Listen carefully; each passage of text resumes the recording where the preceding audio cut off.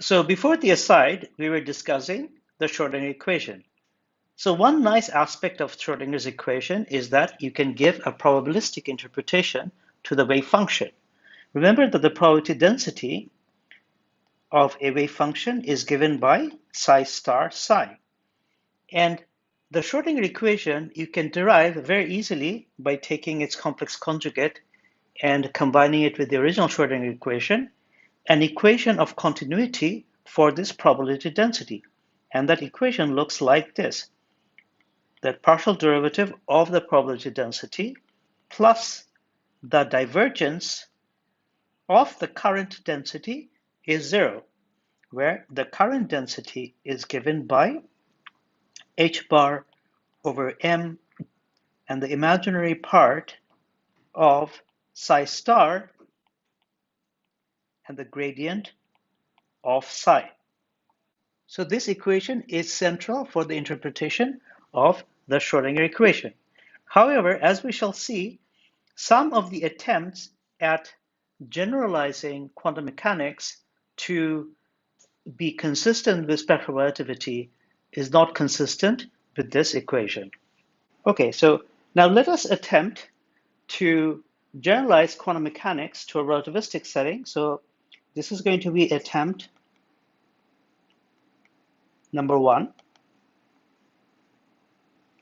So what we will do is that we will take the general form of Schrodinger's equation, which is I h bar del psi by del t equal to h acting on psi, and we're going to replace h by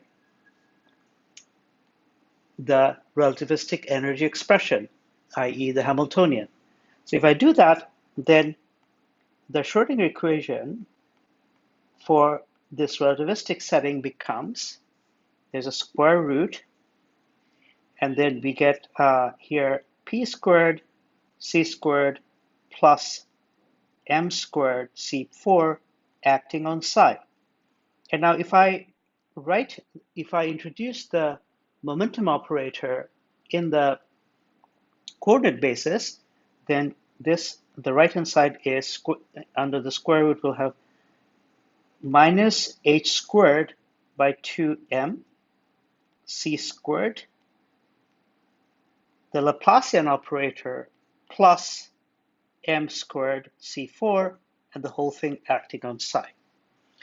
So it seems that we have actually made the situation worse.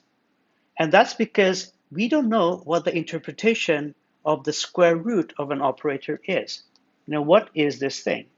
There's a differential operator in there.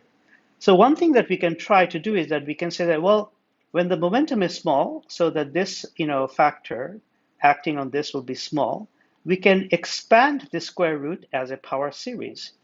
But if we expand this as a power series, we will get arbitrarily high powers of derivative.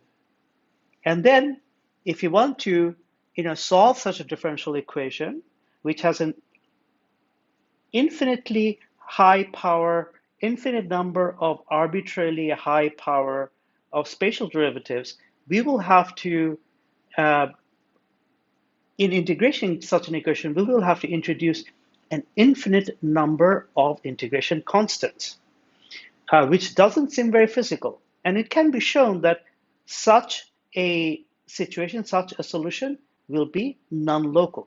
And therefore, using the square root of the energy, using the square root expression actually leads to a dead end, that it doesn't give us something sensible.